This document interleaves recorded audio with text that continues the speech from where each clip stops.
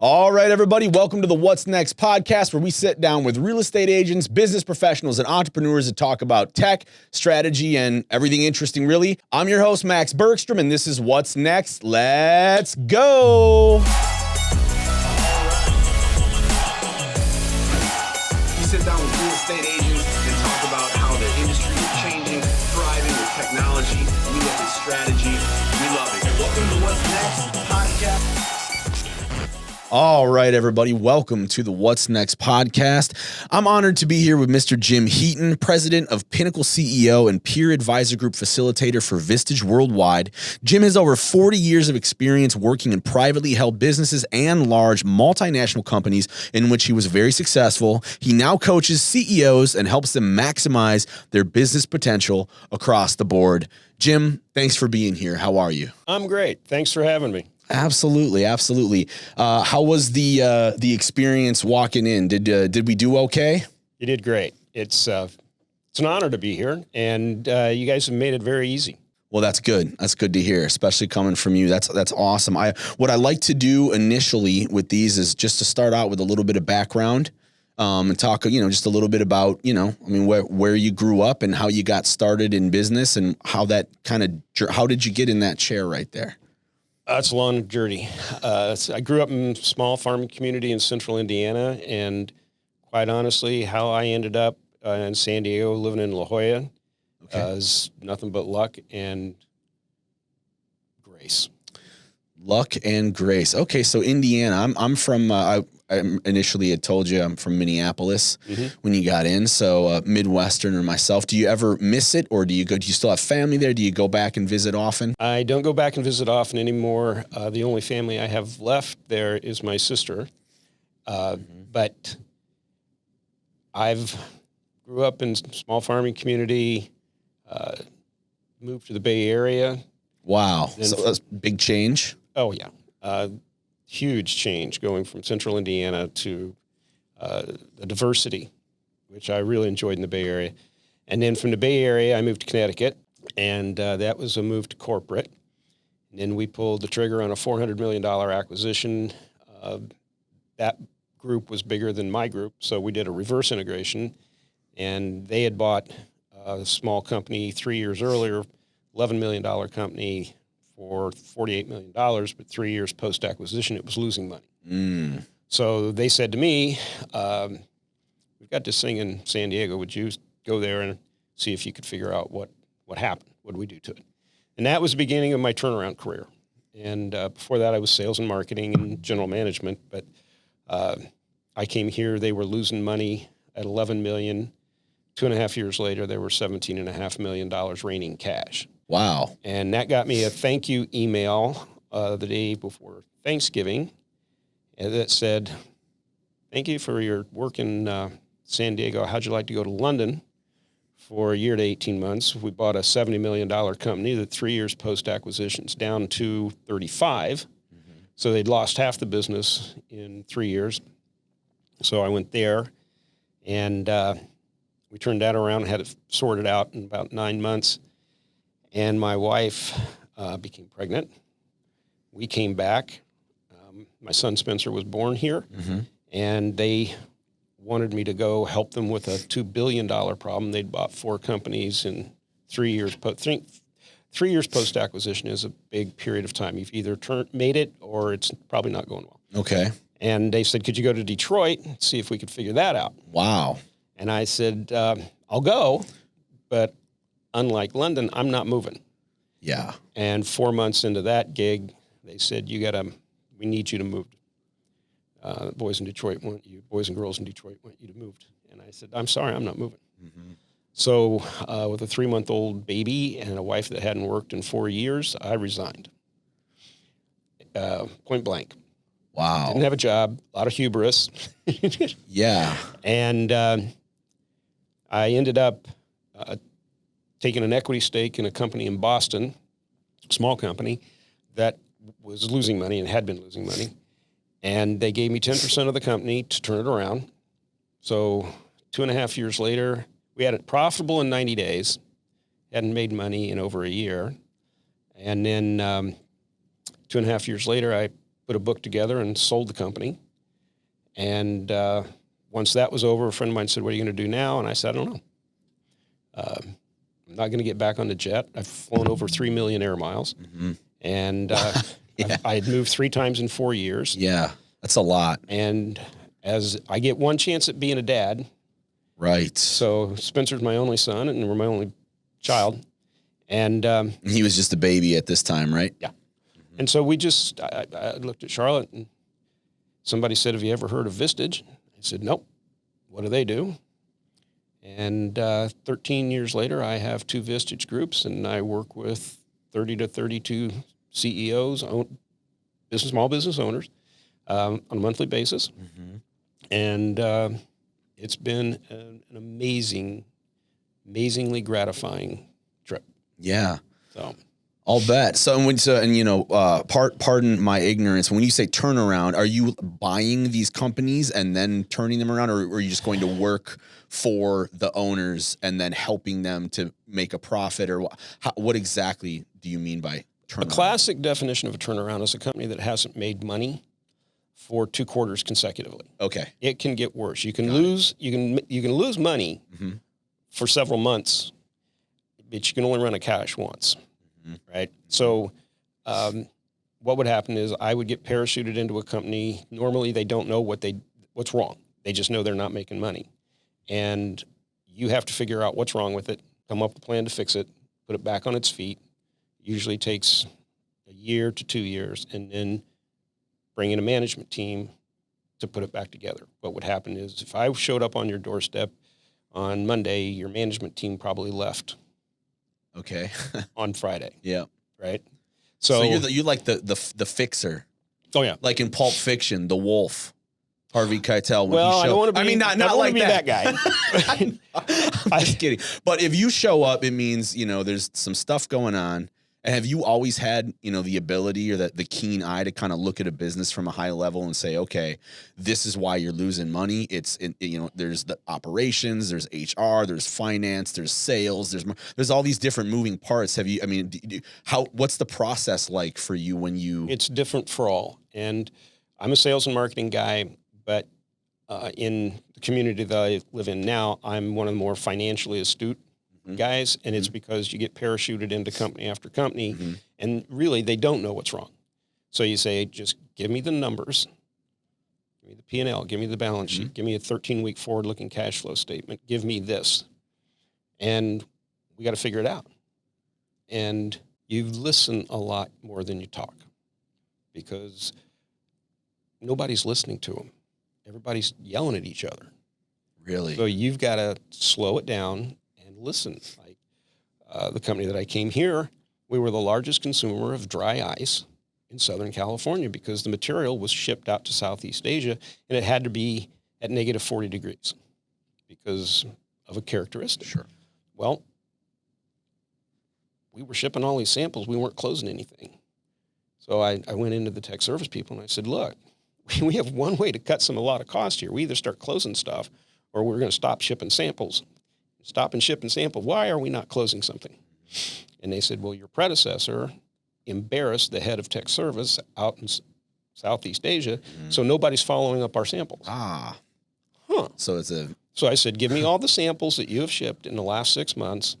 And I got on a plane, and for the next 3 years, I spent 2 to 3 weeks every quarter out in Southeast Asia making sales calls with the tech service guys that had been not working for our group. And so you don't just like look at it and say it's this, see you later. Like you roll up your sleeves and you're like, no, you do the legwork. You can't tell it.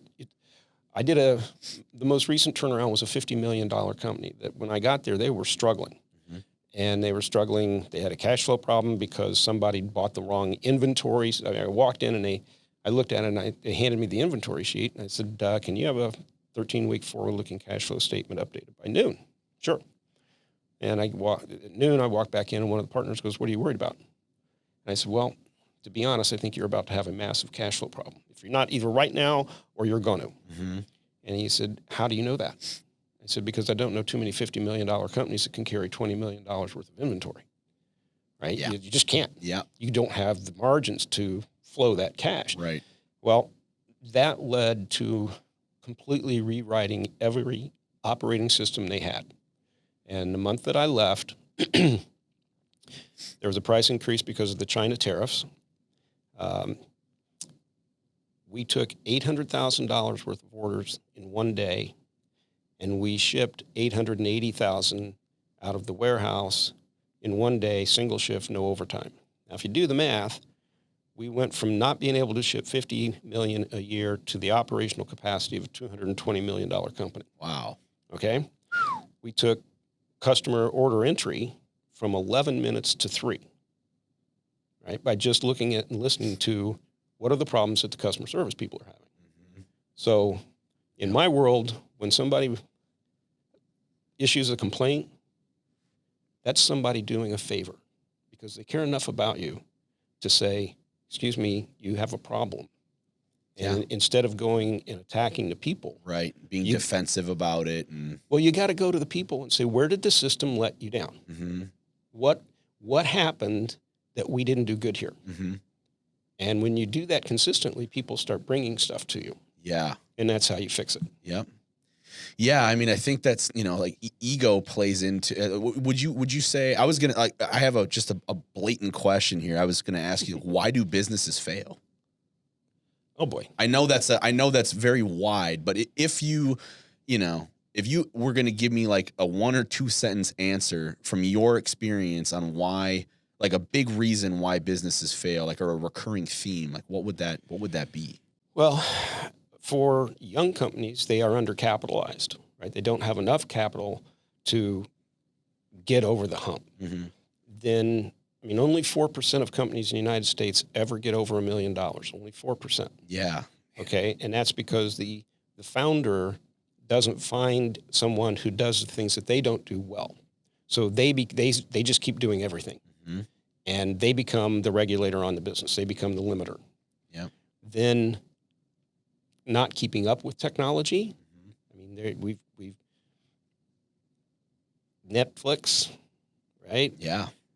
Bye Blockbuster. Bingo. Blockbuster had the chance. Yeah, right. They had the inventory. Yep. They could have bought or right? Yep. But they didn't. Not to. So they didn't stay on top of the end. So I guess if you think about the Fortune 500, there's only 15% of those companies that are left from when they initiated tracking that industry. Mm-hmm. Well, 85% of those companies are no longer here. They're no longer on that list because, example, Eastman Kodak had digital photography years in advance. They protected the film business. They did not go forward with digital. So staying abreast, staying fresh, pivoting. And if you think about what we're looking at going forward, Moore's Law, the rate of change in technology, right? Technology is only going to move faster and faster and faster. And it's how fast can we pivot? There's no new normal coming. The new normal is pivoting from event to event, from change to change. Yes. And those that do that will succeed. Those that don't won't.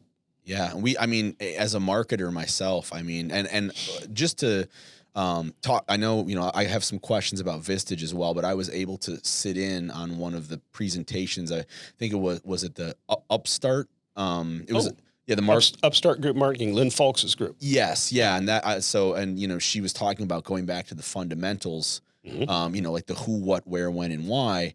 And, I was like, there's all these tactics and gimmicks, and there's, so like it moves so fast, marketing and technology, and no, here's the new thing, here's the new thing, here's the new thing. And like, it's very easy for me to look at like the new flashy kind of tactic, but then I kind of forget about like, okay, well, who is my customer and what do they need? And like, what's working? Like, all the flashy gimmicks and the new tactics are great, but if they don't work, what's the value in doing them? So do you see a lot of that in the CEOs that you work with and the businesses that you see, a lot of less strategy and more, just communications and too much focus on, build this, build that, build this, and they're not really looking at what that's bringing them? Well, there's a number of questions in there. One, first piece to Lynn Folks and Upstart Group, That's true strategic marketing. Mm-hmm.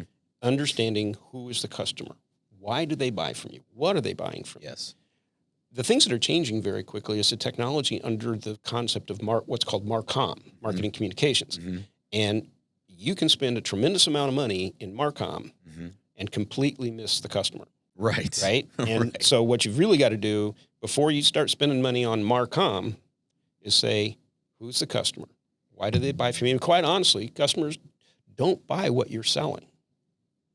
Right? You don't buy a cup of coffee from Starbucks. You buy that experience. Yes. Right? They're not selling coffee. If they did, they'd go out of business. Mm-hmm. Right? They're selling the experience, that Italian bistro. Right? 100%. So when you think about why do businesses go out of business, I had a client last year when we did the annual business plan. He had a tremendous amount of money set up for marketing. And I was listening to him and I said, well, what's the return that you expect on this MarCom spend, on this marketing spend? And that's exactly what you heard. Crickets. Yeah. I said, well, sorry for the dead air time there. But he didn't have a return. He kept saying, well, it'll come to me next year. It'll come. I said, no, you're spending money in marketing communication and you don't know who you're trying to talk to and you don't know what you're trying to talk to them about. Mm-hmm. So just slow down, keep the budget, but let's figure out what the heck we're doing here. Do some research. Yeah. So how much would you say, let's say you have a $30 million a year company, how much of that should you allocate towards marketing? What percentage or of like your net revenue, like in general? Is there like a rule, or is it like we just try some things and see what works? Or like, is there a... In general, right? If it's just a general company that's trying to grow single digits or low doubles, you're looking at maybe 4 or 5%. Okay. If you're a technology company and the product line is moving, like I had products, we were turning our product life cycles were less than 2 years, right? We were spending 10%, 12% on marketing, right? I mean, you've got to stay there. You've got to generate these new products. You've got to generate the new marketing communication to talk to the customer and explain new products. Okay. Yeah. That definitely makes sense. So how does a $30 million company become a $300 million company? I don't know. I've heard like some like kind of buzz conversation from some big time content guys and like Gary V and people like that talk about, he'll say, I believe a $3 million company can become a $30 million company, but I don't believe a $30 million company can become a $300 million company. Just like so I was just curious in your take on that, like, because I know you have experience in scaling companies. So, I mean, how is that? I mean, is that feasible? Do you believe that there's like a certain cap and like for certain companies and like that's it? They can't grow? Or what would the leadership qualities be in somebody that was going to actually, scale that much? If we back up to the 3 million, the 3 million can come 300 million, the 30 million can't. There's a bit of an unspoken there that the 3 million is a startup with technology and they're going to hopefully raise capital, but they've got an amazing upfront. The 30 million is older. They're not, and the point there is you have to keep reinventing yourself. Yeah. Right. I have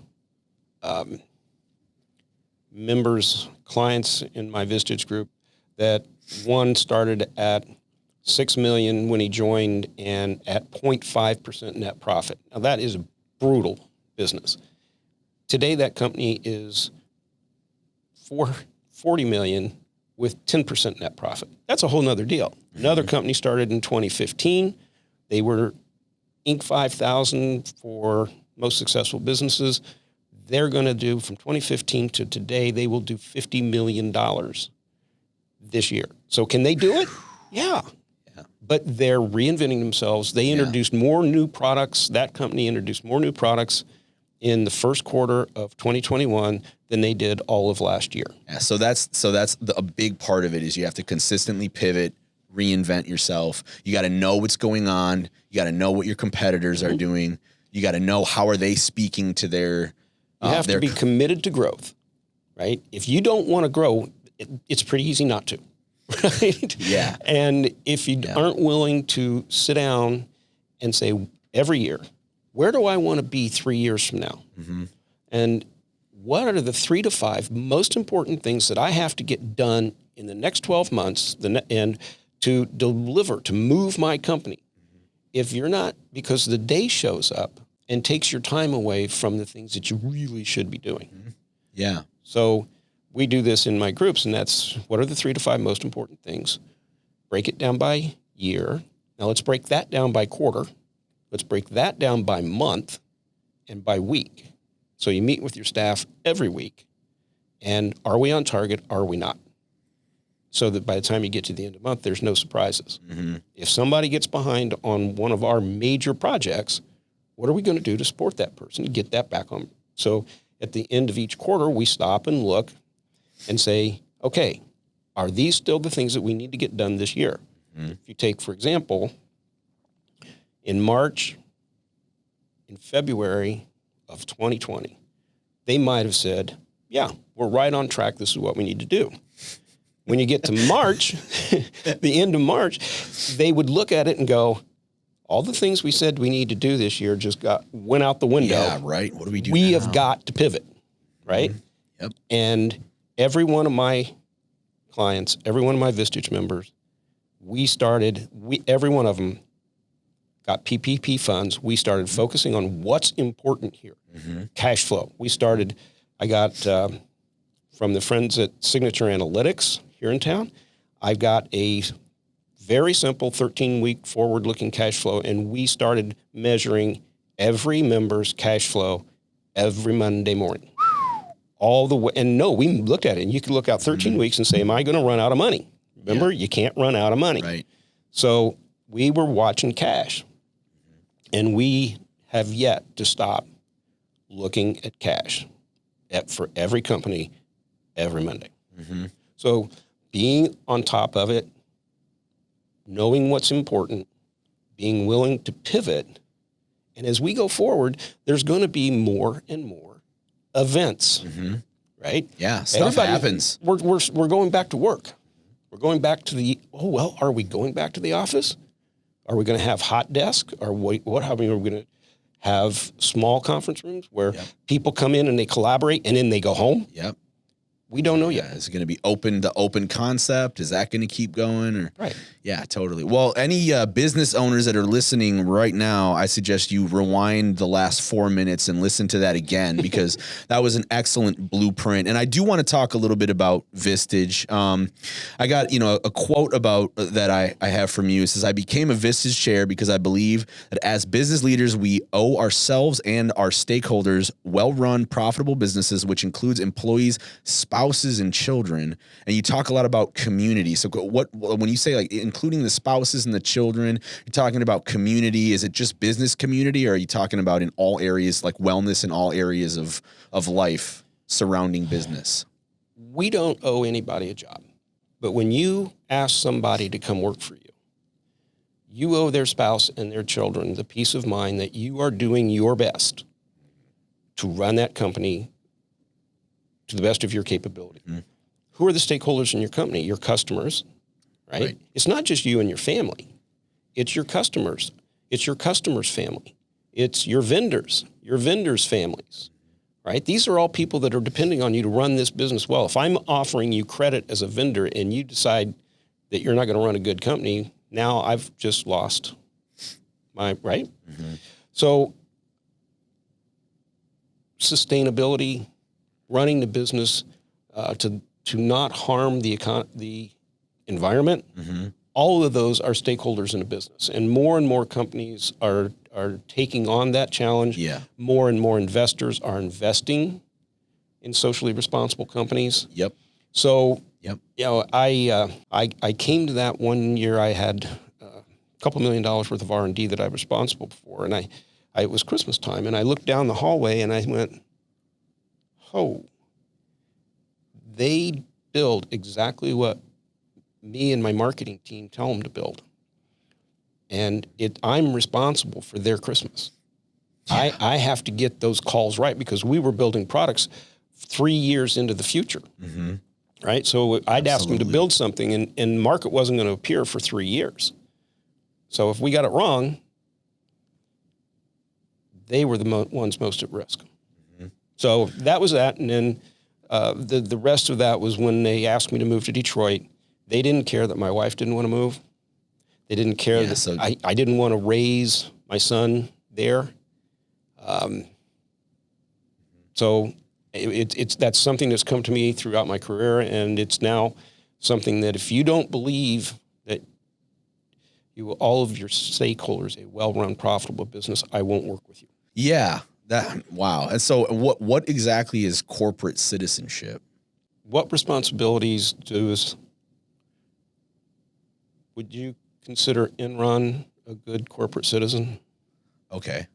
Right. I see. Okay. Apple. Yeah. Okay. Right. All right. Yep. I get where you're going. There's got to be more than just the bottom line and just making money. It's also absolutely. Yeah. What's the workplace life like for your employees? Is it a good place? Is it a healthy place? Yeah. Are you acting in a way that takes care of the environment? Mm-hmm. Are you making sure that, there's one tip that I heard recently was, every manager should know one thing personally outside of business that is important to every one of their employees. Yeah. Yeah. Right. And if you don't, your employees know you don't care. Mm-hmm. But if you have something that you can talk to them about weekly, monthly, certainly, yep, that's important to them outside. Where do they want to go? What are you doing to help them, whether it's at your business or the next business? What are you doing to help them move their career forward? Mm-hmm. Yeah. And I love that you say that. And I can actually personally speak to your influence because, for the past almost 4 years now, I've worked with Casey LeBlanc and, I am in a band. I'm very passionate about music. I write music and I'm in a band, and he came to one of my shows, and he was the only guy dressed in a suit at the Casbah in San Diego, which is a punk rock bar. And it was great. He showed up and he hung out. He was like, just tell everybody I'm like a record exec or something. And I'm here. He's like, leverage it, use it for you.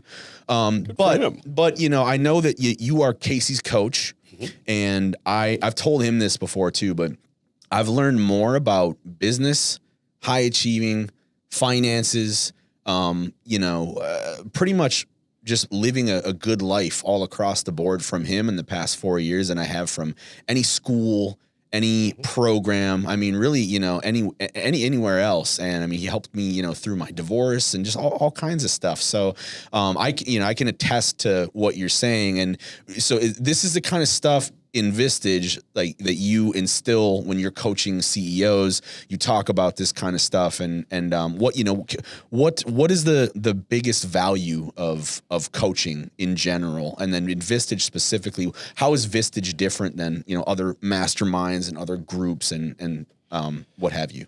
It's lonely at the top. That's an old saying that is very, very true. Who do you talk to?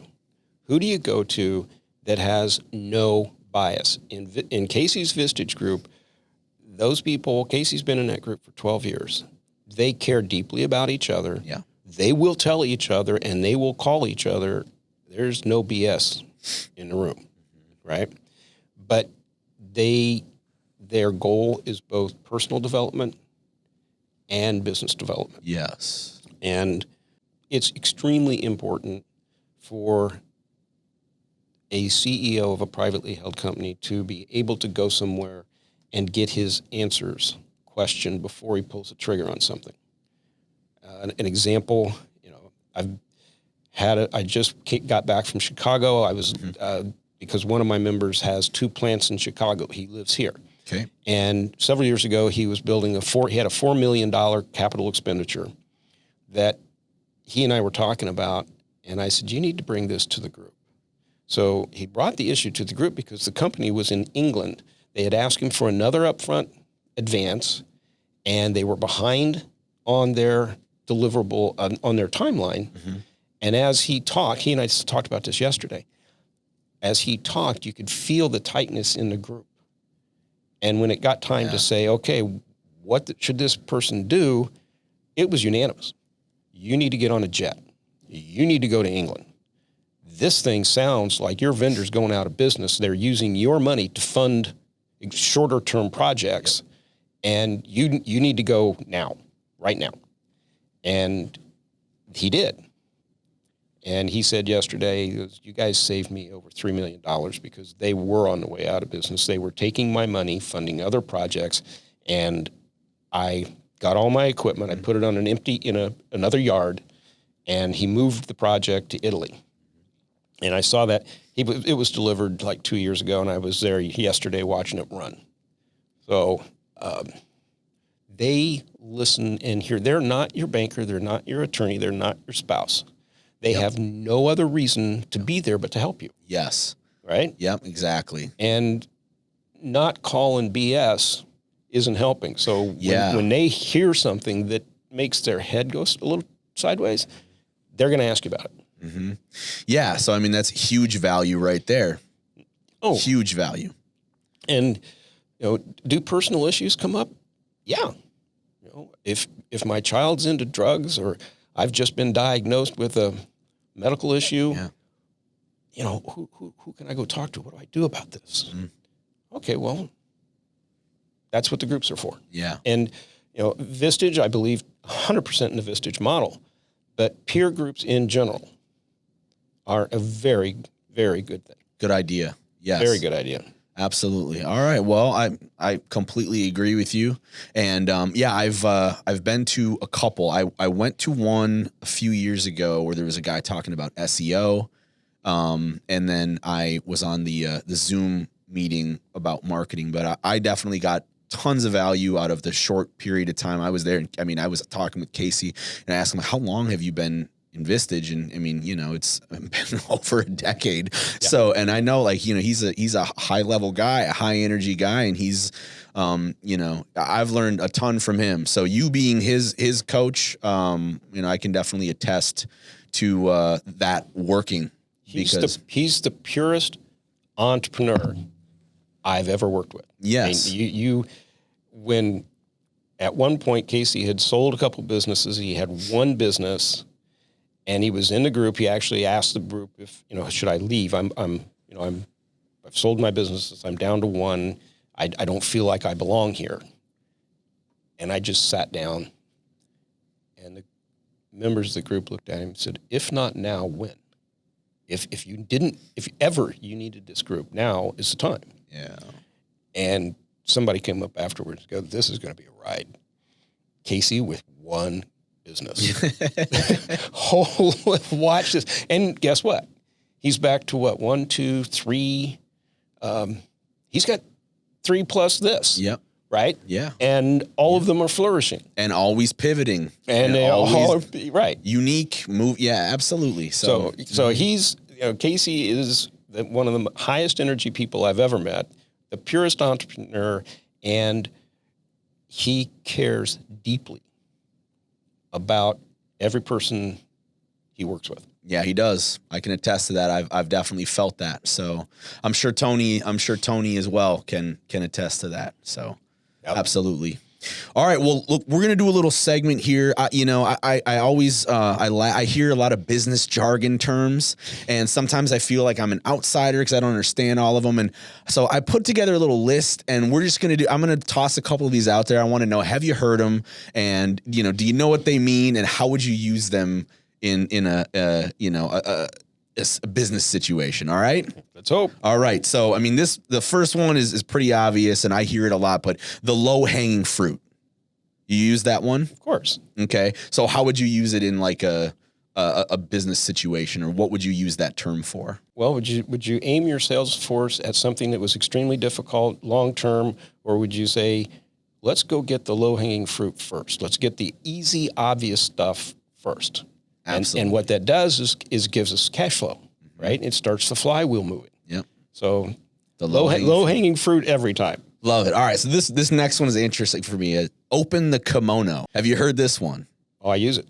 Okay, well, tell me about it. I've never heard this one. And so what does it mean and how would you use it? Specifically to a Vistage group or a peer group. Open kimono means we hide nothing. Ah, right? okay. And when we're talking about challenges or opportunities and the group asks a question, you cannot deflect. You must answer that question.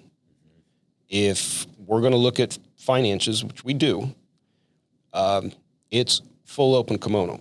We want to see the P&L. We want to see it versus prior year. We want to see the balance sheet. Yeah. We want to see it all, because the worst thing you can do, and we had one person who did not do that, and within they didn't show the right numbers. They doctored the numbers, and within 3 months they were in trouble. And it was like, you should have seen this months ago, and this didn't happen in 3 months. Mm-hmm. You didn't tell the truth to the group. Mm-hmm.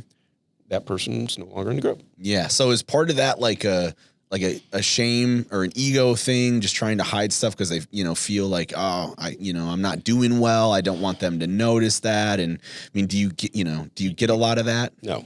Open kimono means a commitment to play full out. Mm-hmm. Whatever you put into this, you will get out of it. And that's life or business or coaching and peer group.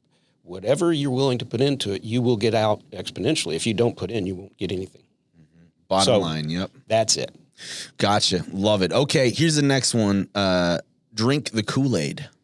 Do you believe everybody at New Venture Escrow believes in Casey's vision? I do. Okay, they drank the Kool-Aid. All right. Right? Yeah, exactly. I've heard that one in other instances is that like a cult? Like, yes. Okay, that's where the reference comes from, right? Jim Jones. Yeah, from Jim Jones, right. Okay. That's not as good an example. Yeah. I didn't mean to get morbid on anybody there, but. That's where it comes from. Gotcha. And it means, in a positive sense, what you ask, the CEO, the owner, has to make sure that everybody knows his or her vision, right? Where are we going? What do we have to get done this year? What are you going to do to help us get where we're going to go? Because they can't drink the Kool-Aid if they don't know. Sure. Mm-hmm. So communicating our mission, our vision, the values, the 3 to 5 things that we have to get done this year, what is the biggest focus, empowers them to say, wait, like in March of last year, wait a minute, all of a sudden all my time's going over here. This isn't in our goals or our, yep. Oh, well, let's stop. Thank you. Thank you for bringing that to me. Yeah. What is this? Oh my goodness. This is a game changer. So got it. That's great. Okay. So moving along here, blue sky thinking. Blue sky thinking, blue water strategy, blue ocean strategy. You asked me, how do companies get to the next level? By pivoting, by thinking, by moving away from commodities, not allowing yourself to be a commodity, differentiating yourself, thinking like Casey does. If I'm just walking down the road and not looking up and going, wow, we could go that way. Okay. Now I'm thinking new blue ocean strategy, blue sky strategy, instead of just walking the line. Mm-hmm. Perfect. Okay. So it's kind of like, like thinking outside the box, being unique, doing what other people aren't doing. Yeah. Yeah. Exactly. Gotcha. Awesome. All right. So this next one, I mean, I'm a music guy, so I love this one because it just sounds, really cool to me, but a tiger team. Have you used this one? Yes. In a situation where somebody's up against something, we will put together a tiger team of 4 or 5 members of the group who will meet with that person outside. Let's say that I'm a manufacturing person and I really need to understand the marketing of a new product, but I'm a manufacturing person. We'll pick the 3 or 4 best marketing people and meet off site. Got it. If somebody's struggling in their business, we might pick 3 or 4 people and go interview his staff, go interview her staff and say, okay, now you have to tell them it's full open kimono here. They have to be honest with us. But we're going to take an outside view, really understand what's going on with her business, and come back and help. And possibly it's just that they're not doing enough blue sky thinking. Can be. All right. Yeah, I was like Tiger Team. I was like, that sounds like a band or something like that, you know, or like a GI Joe thing, like an elite. You're absolutely correct. Team of, you know, specialists, if you will, right? It's an elite team of people who care deeply about the owner, that are going to take personal time out of their business to go understand yours to help you. Cool. Awesome. All right. Next one, thought shower. Brainstorming. Yes. Right now, but is it more like, you know, like, just don't, like, you know, please leave your thought showers to yourself. Is it like, not like, you know, is it like a welcomed thing or not? Well, in my world, unless you're just spewing, the brainstorming thought shower is an opportunity to get all sorts of great ideas out. And the key is not to get stuck on, you know, some people, oh, that's a great idea. And they start going down the rabbit hole on that idea. The idea is, no. Keep saying yes, and I like your idea. And what about this? Instead of saying, yeah, but, or if we keep saying yeah and back and forth here, we can come up with a whole shower of ideas. Ah, right. Okay. And we're not gonna judge any of them until you and I are so exhausted that there's puddles of thought on everywhere. Yeah. Okay, now let's go look at these. Gotcha. Okay, so that would be like if there's, you know, like just pivoting to something new or a new project or how to handle something, you would just kind of rattle off ideas and then follow those as a group until you get to like the thing and not judge any of it. Or how many iterations of this facility that we're sitting in did you guys go through? We could do this, or we could do that, or we could do this. We didn't say we could do this and go start on down the hole. Right. You said, well, we could do this. And what's the name? Well, the name's going to be What's Up. And we stopped. Yeah. We didn't. Right. We had multiple names, I assume. Right. Yep. So you kept that going. You kept saying yes and. Right. I like your idea. Casey, I love this. I'm not but here, because now that's negative. It negates what you just said. It stops it. Exactly. Right? But if I keep working with you, Max, what about yes? And how about this? Oh, Jim, yes, and then we start building on the idea. That's just a good strategy to communicate and talk about ideas with anybody, right? Yep. Right. Because if you say business isn't, you know, a new world. Right. Right. Right. Yes, and creates a positive energy around thought. It validates the person you're talking to. And as you guys start working back and forth, then you build on each other's energy. Totally. Love that. So here, the last one I have here, I just thought was hilarious because I've I've heard some of these before, but thank you for elaborating on some of these, because now I feel like I just got an education in business jargon. I love it. Nailing jelly to the hothouse wall. Stop. Think about it. You ever thought about putting a nail in some jelly? Yeah, probably wouldn't work too well. It doesn't stick. It doesn't stick. And it's cold, and you put it on a hothouse, it's going to melt. So it's probably just futile. Yeah. So trying to do something that just isn't going to work. Yeah. Gotcha. Well, that was awesome. Thank you so much for that.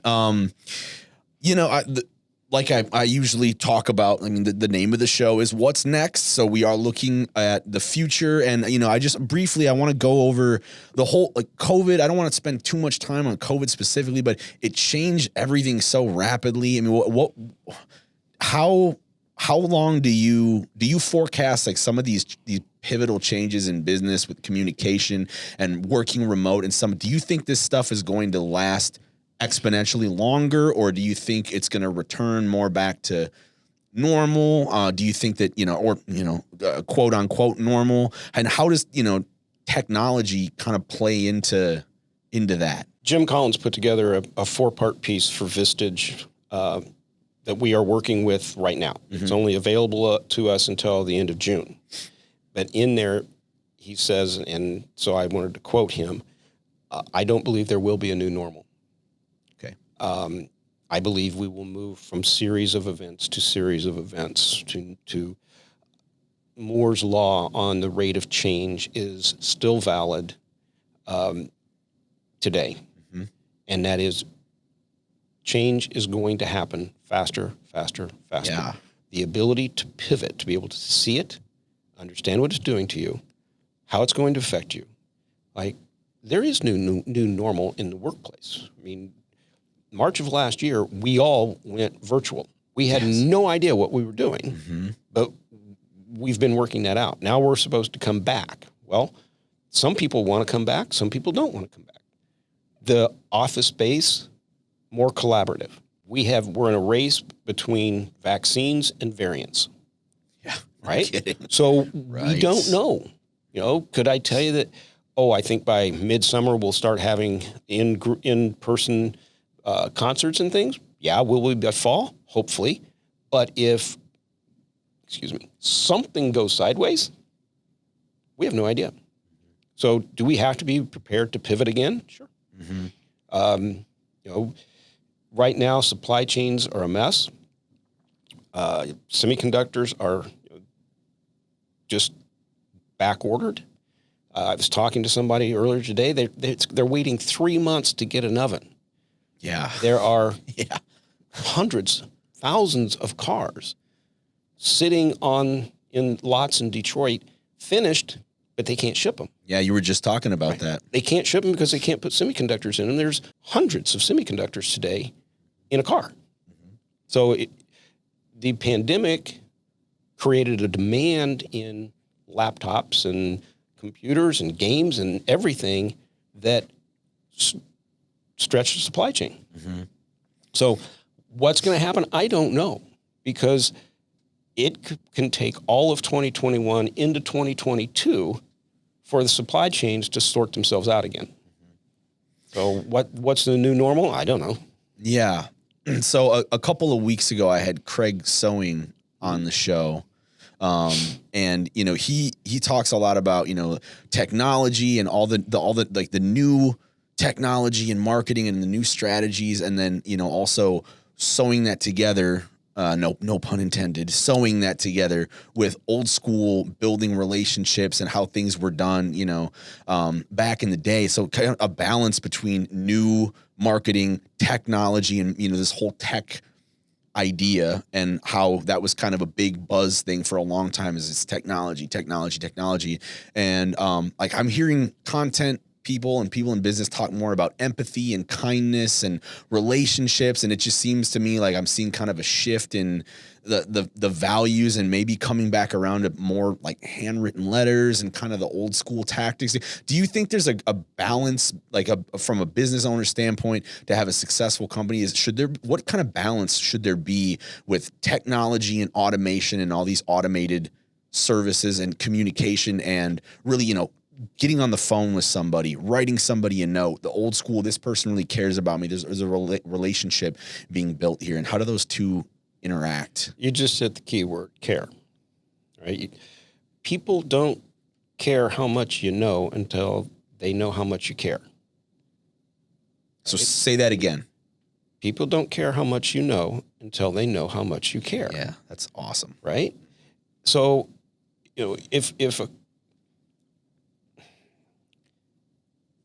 if you don't care about your customers, if you don't care about your employees, if you don't care about your vendors, you will mistreat them, right? Going into the pandemic, just yesterday, vendors are choosing their customers, right? These vendors who supplies are short.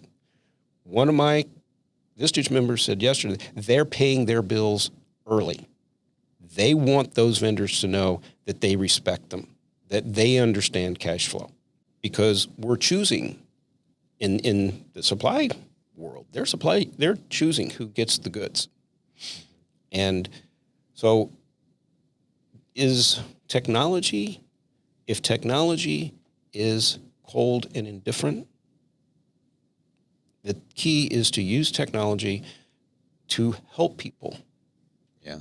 To make it work for everybody. So you're enhancing the relationship building. Exactly. Using it as a tool to do that. Exactly. If I write a thank you letter, you know what? I got one the other day. Handwritten. We were talking, that I'm notorious for starting at the top of my email list and clicking the one at the bottom of the new ones and then scanning through to see, who do I know that sent me an email, and all this other stuff is just trash. Delete, right? Yeah. But somebody sent me I got a handwritten thank you card, and I opened it and I think, wow, that's great. Totally. So I admit I open every one of them. Yeah, and I mean, there's something to that. If somebody takes the time to write you a note, I mean, that says a lot. I saw this meme. I think it's old now, but it's two different cartoons. And the first one, there's a guy that's coming in with this big pile of mail, and he's like, looks really frustrated. And there's another guy at a computer, and he's like, wow, I got an email. And then it says, 15 years ago for that one. And then it says today, there's this guy looking at, he's all frustrated at this computer. There's a guy coming, he goes, wow, I got a letter. Yes. So it's interesting to me how it kind of comes back. It's just like vinyl in the music industry kind of coming back around. Everything went to CDs, and then they were doing data discs and thumb drives, and now I even saw a band not that long ago that had cassette tapes. Like, it's just cool to have. Like, don't you remember these things? And so, I mean, it kind of goes in cycles, but I definitely a handwritten note is crazy. There's a realtor that sends me homemade apple butter every now and again. And I'm like, wow, she's the only person I know that sends me a homemade product like this. And granted, it has nothing to do with her business and nothing to do with houses, but it's just like, hey, right? I made this for you. I mean, that's huge. And let me tell you, anytime somebody's like, hey, I'm looking for a house, I'm like, well, I know exactly who to point you to. Well, so an example is prior to March last year, I did no in-person one-to-ones with my Vistage members because a phone call, I couldn't see your body language. Yeah. I couldn't really hear and put the visual together. Within a matter of weeks on Zoom or other platforms, my groups did not meet for a year, right? The last meeting was March of last year. We're getting back together in May. So it's been that long for us on Zoom, and they're tired. They really want to get together. But being able to not just use a phone, but to get on a Zoom call and see the body language. And that made the technology more comfortable. Yeah. Right. And we could see each other, and you were there. And, there's been a tremendous amount of stress. Oh yeah. Right. I mean, the pandemic was a stressor that never left us. It never, it wasn't at work. It was at work, at home. And everywhere. It was everywhere. And it never went away. So, it's interesting to see and heartening to see how we're coming out of this. For the first time, I'm fully vaccinated. My family's fully vaccinated, and we went skiing with another family, and we had dinner together. We all had dinner together in the first night. Stop the presses. Yeah. The first night, we sat there and bottle of wine, and we're all sitting there going, God, geez, does this feel great? Right? So it's just like that old adage, you don't know what you have till it's gone. Yeah. So stuff you take for granted. And it's coming. Not going to get into the fray, but it's so good to get back and actually be able to have dinner with somebody. Yeah. Go out. Go to the movies. Yeah. Yeah. So that's awesome. Oh, well, so I'm going to do this last segment, finish the sentence. But before we do that, Casey said something to me a while back, and I'm fairly certain that he heard it from you. And it's something that I've used in not only my professional life, but in my personal life too, that's brought me some value. It's a quote, something that he said. It's, I believe it's only do what only you can do. And that, the first time Casey told me that, I was like, what? Like, say that again. He said it a couple times, and then I started to get it. But is that something that you It's on the bottom of my email signature. All right. So tell me about that. Well, we talked about the $1 million companies, right? At some point, even at the smallest company, you have to look and say, I've got to delegate something to somebody else because I'm the limiter here. I'm the most expensive option.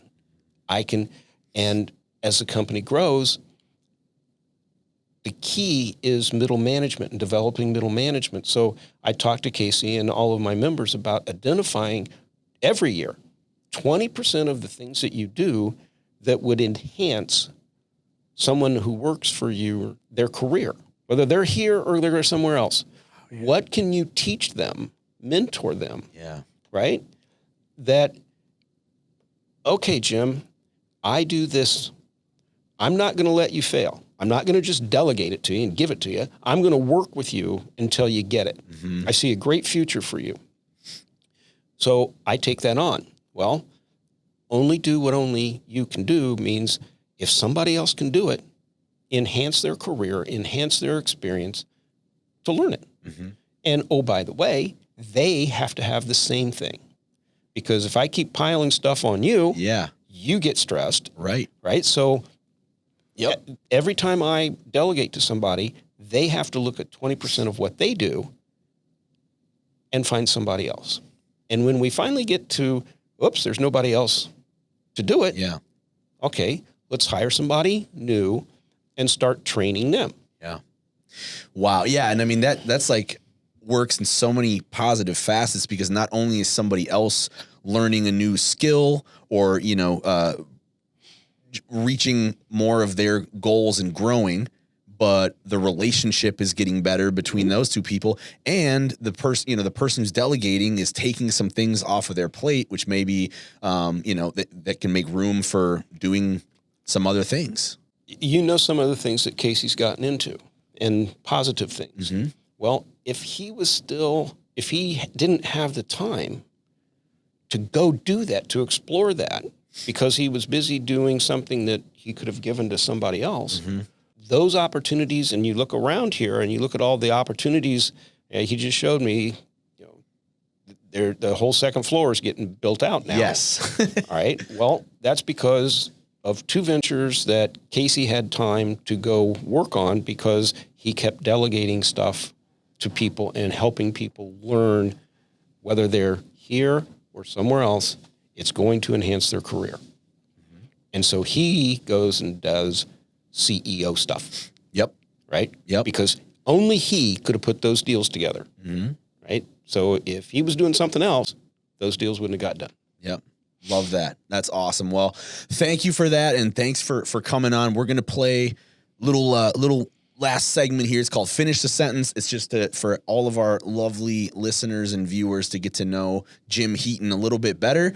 Kind of a rapid fire thing, but you take as long as you want to answer. Are you ready?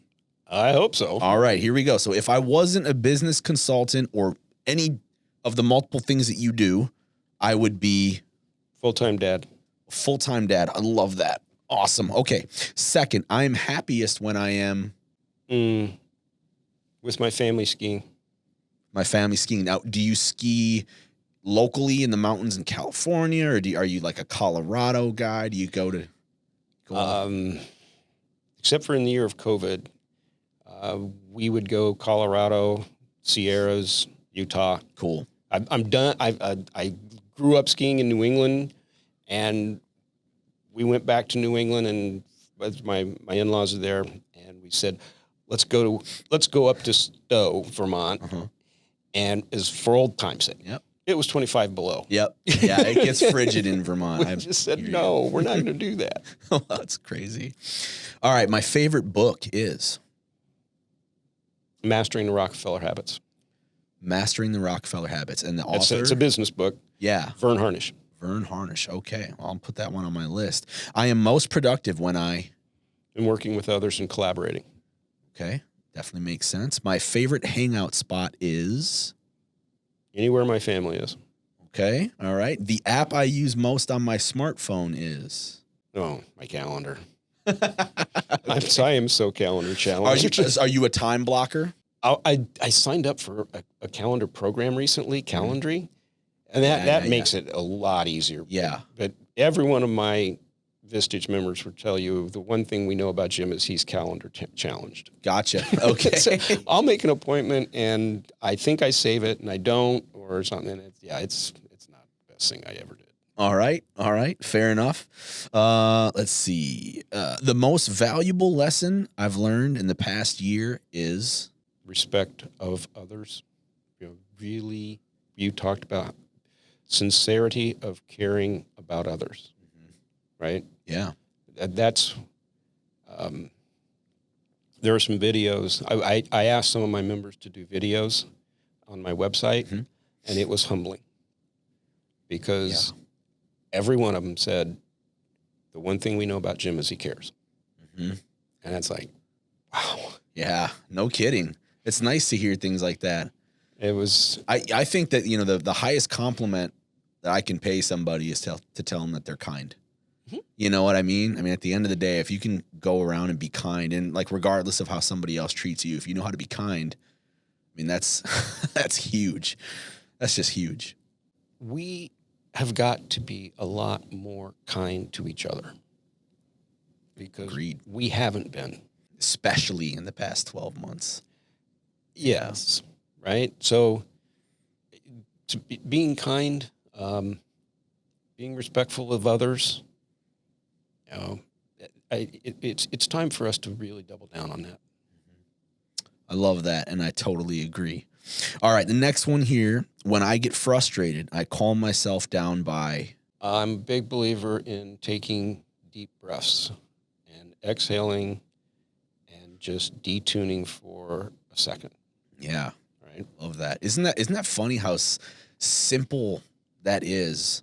But when you tell people, they're like, "Are you serious? Like, I don't have time. Like, I got these problems. I don't have time to sit and take deep breaths." But do you have a second so I can tell you the science behind it? Would love to. All right. There's a part of your brain called the amygdala. It's also known as the reptilian brain. It is a part that is responsible for flight, fight, or freeze. Okay. Have you ever walked out of a meeting or a conversation and 5-10 minutes later you go, "Oh man, I should have said this. I should have said that." Okay. Well, in the meeting, the amygdala bathed your frontal lobe because you changed your breathing pattern, right? You started to breathe shorter, more started constricted. breathing shorter, and the amygdala went, "What's up with him? Whoa! Don't think. Must be a threat. Must be a threat." Yep. He's nervous. So when you get nervous, if you take a deep breath, and we do this exercise that when we're doing some business planning, I say, okay, take a deep breath and exhale. Why? Because when you do, that deep breath tells the amygdala, she's okay. Everything's fine. You can go back to sleep now. And we're allowed to think. So when you're stressed and you feel it coming, if you can just take a deep breath, and it doesn't help if you don't blow it out because it makes it holding your don't breath. Don't hold that breath for too long. Right. No, take a deep breath and blow it out. And everything tells the amygdala, you're good. Yep. So. Awesome. Okay. Great. Let's see. Okay, two more. I've never told anyone that I've never told anyone that I dislike them. I have never been mean to someone. Really? No. In my career, I used to pride myself. I never got anywhere on somebody else's back. Yeah. You do this. You do this with your team. You do this with integrity. So yeah, that one's easy. Gotcha. And last but not least, I want people to remember me as someone who cared. Yeah. I figured I knew the answer to that because you were just talking about that, but that's great. Well, look, is there any, before, we wrap up here, what advice would you give, somebody who's, struggling, they've got a small business, they're struggling a little bit and they want to scale up a bit? Where would you start? Like, what's the first thing you would say? There's another, I don't know that this is the place that you start, but I heard something, and I added a little bit to it, and it's around change and change management. And the statement was, people don't fight their own ideas. People don't resist their own ideas. And when I heard it, I immediately wrote down I wrote it down immediately. Yeah. I wrote down underneath it, so how do we make it their idea? Yeah. Right? So if you, again, looking at others and caring for others, if you try to sort out and keep asking questions about why people are resisting your new idea, your new motive, your new where you want to go, and you can understand to the point that it becomes their idea, they will move heaven and earth to make their idea come to fruition. Yep. So one of the things that since it's only been about 2 years since I've heard this, but it's become a big part of my work with my members because, we're going through COVID and we've been through this and there was a lot of change. And it was, how do you make it their idea? Yes, we've got to move. We've got to pivot. But make it their idea.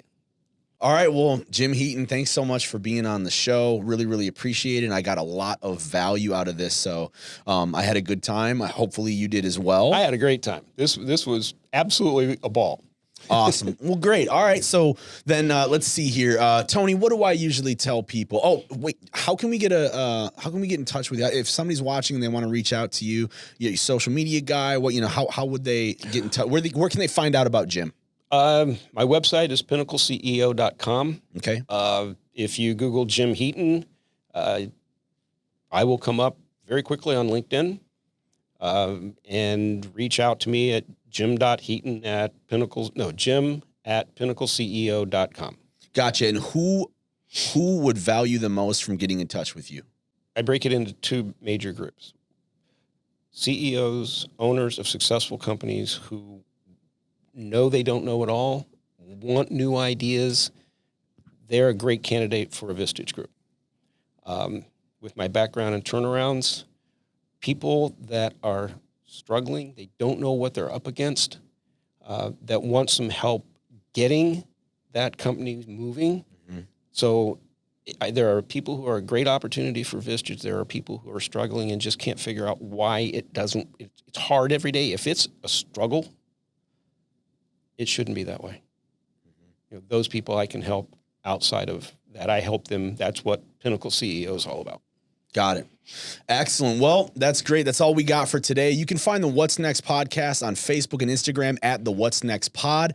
Also, www.thewhatsnextpod.com and on YouTube as well. Thanks again for being here, Jim. Tony, take us out, baby. Let's go.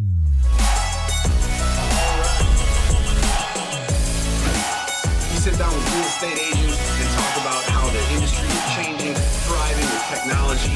We look at strategy. We love it. And welcome to What's Next podcast.